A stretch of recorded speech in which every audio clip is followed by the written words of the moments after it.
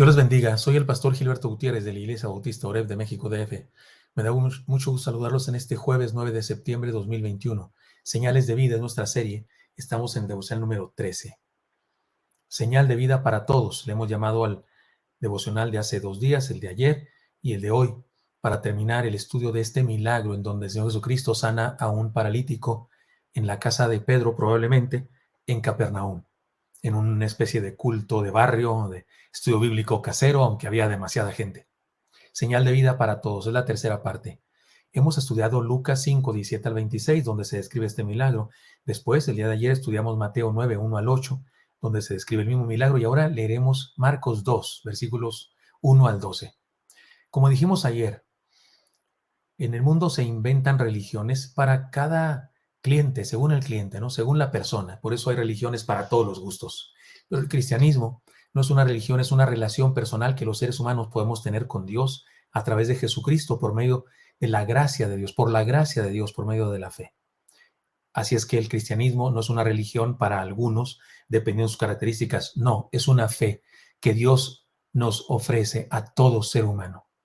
Leamos el pasaje y comprendamos cómo a todo ser humano, independientemente de sus características, el Señor nos hace un llamado para tener una relación con Él. Dice así el Evangelio de Marcos, capítulo 2, versículo 1 y siguientes. Entró Jesús otra vez en Capernaum después de algunos días y se oyó que estaba en casa. E inmediatamente se juntaron muchos de manera que ya no cabían ni aún a la puerta y les predicaba la palabra. Entonces vinieron a él unos trayendo un paralítico que era cargado por 4, y como no podían acercarse a él a causa de la multitud, descubrieron el techo de donde estaba, y haciendo una abertura bajaron el lecho en que yacía el paralítico.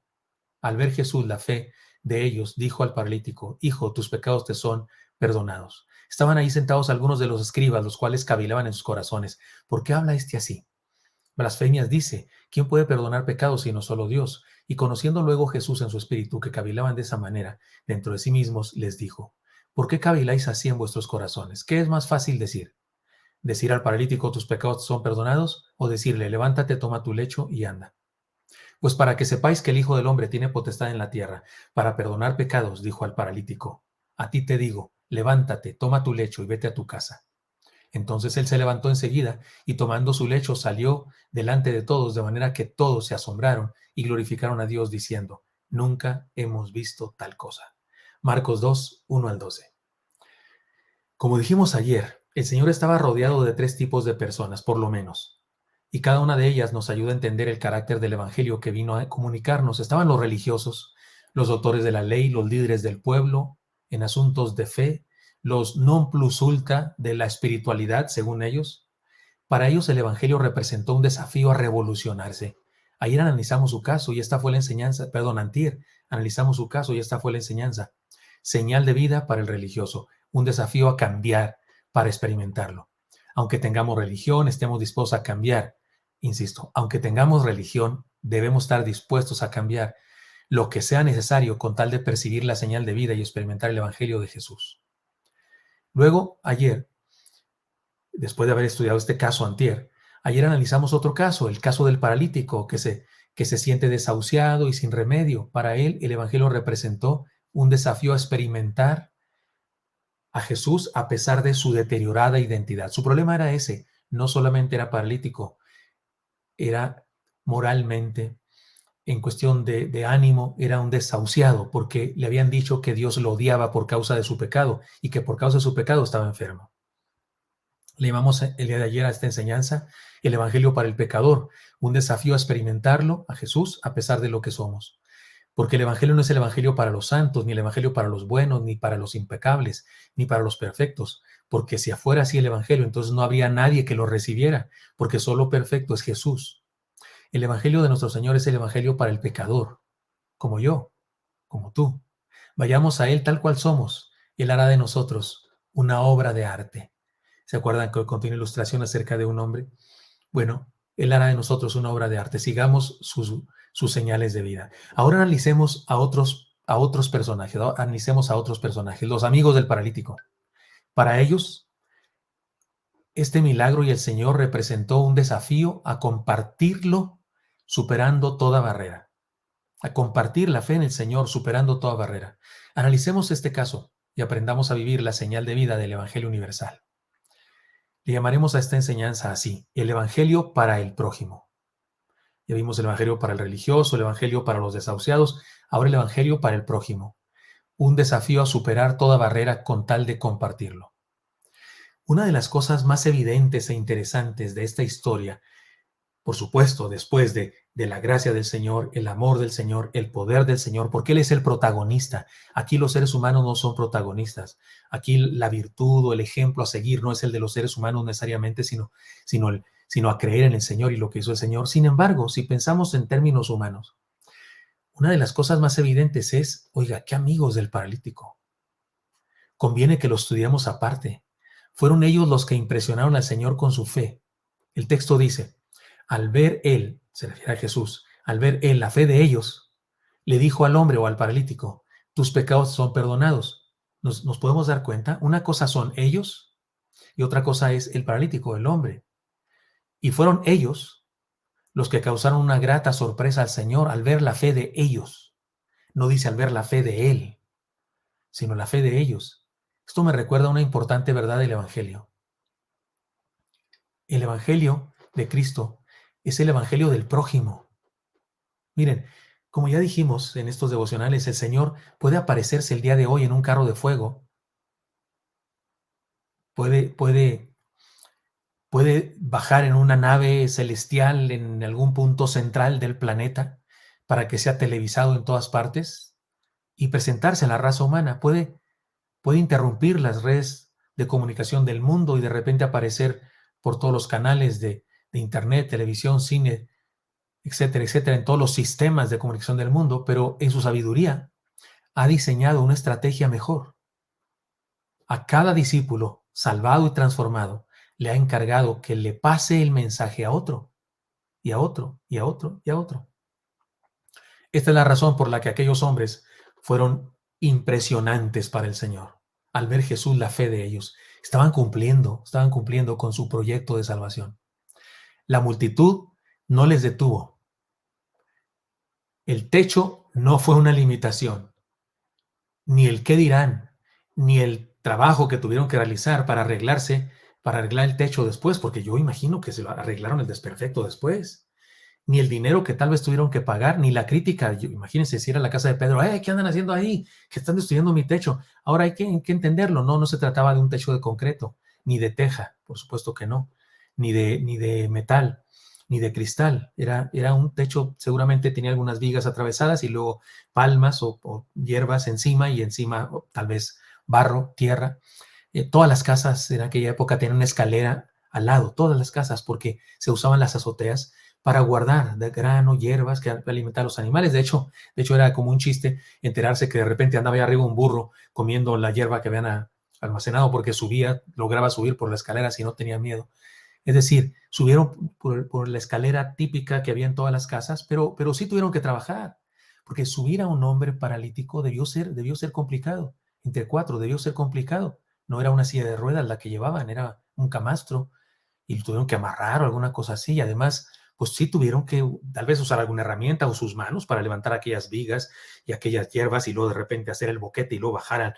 Y la vergüenza, se imagina, está el Señor Jesucristo predicando y de repente empieza a caerle polvo en la cabeza, ¿no? Hierbitas y una hoja entera, tal vez un trozo de madera. Tal vez entra el rayo de luz así y se ve el polvo en el rayo, ¿no? Cuando entran los rayos por la mañana, ¿no es cierto? Y se ven ahí el polvo. Y el Señor está predicando, interrumpen el sermón. Yo me los imagino a ellos eufóricos, siempre digo que estaban asomándose por el boquete, así con la cara de cansancio, pero de gozo, de alegría. Lo logramos, compadre, lo logramos. Y tal vez los dueños de la casa, si era Pedro o sus criados de Pedro: ¿qué andan haciendo por ahí? Van a tener que pagar eso, yo qué sé. Al ver Jesús, la fe de ellos. Habla del Evangelio para el prójimo. Todo cristiano que conoce el Evangelio sabe que el Evangelio que conoce es para el prójimo también.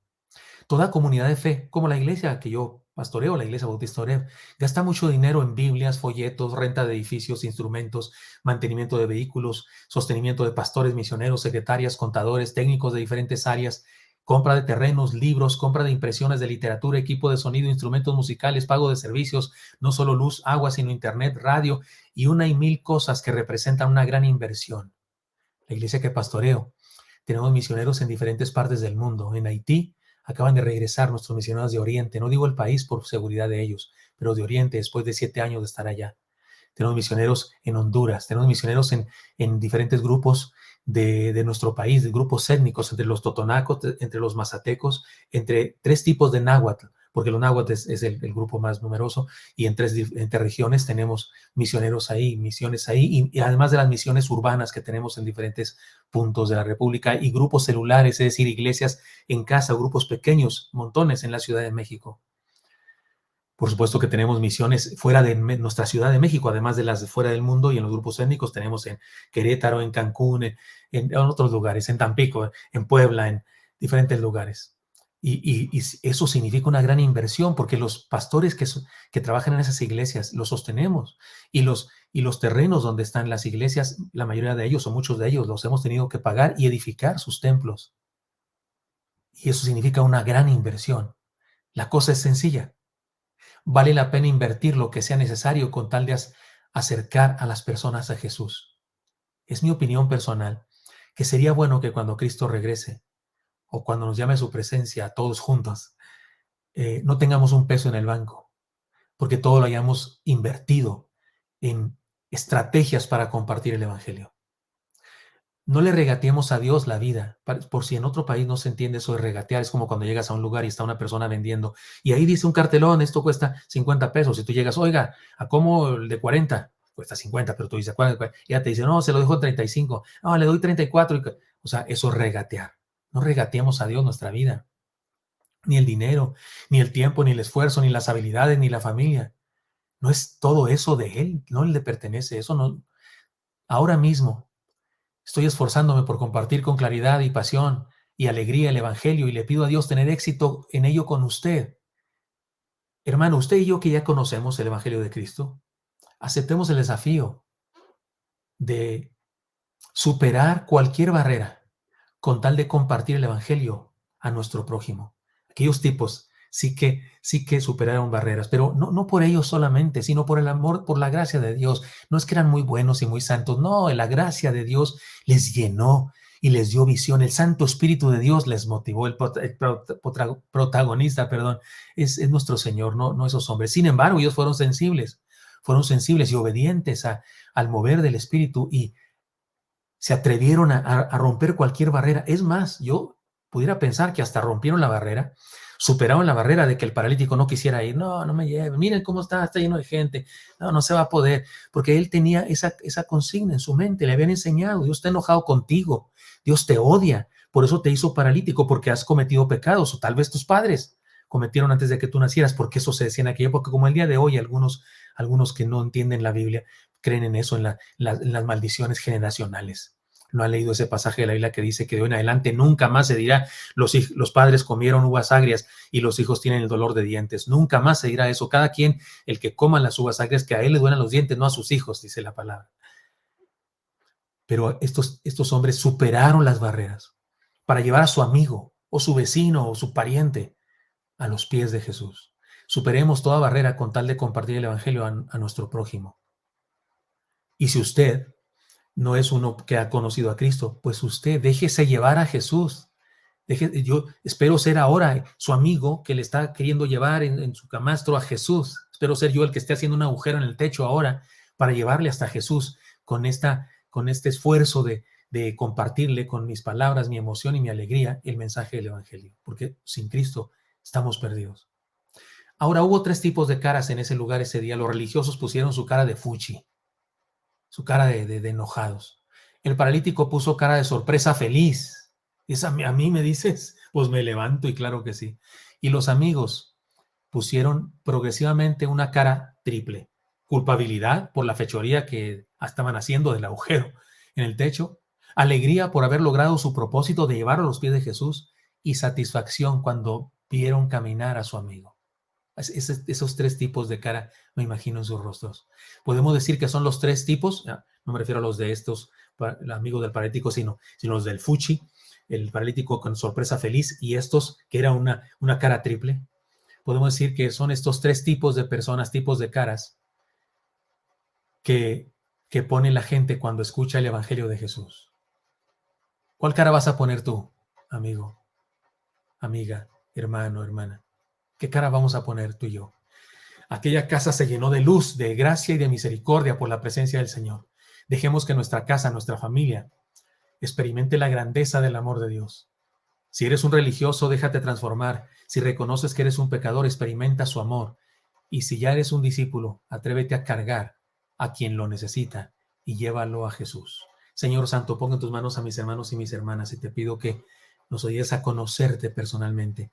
Y si ya te conocimos, a llevarte a otros, a tus pies, Señor, para que también te conozcan. Pongo en tus manos a mis hermanos y te pido también que bendigas a los enfermos, a los atribulados, a los tristes y dales aliento y fortaleza en Cristo Jesús. Amén.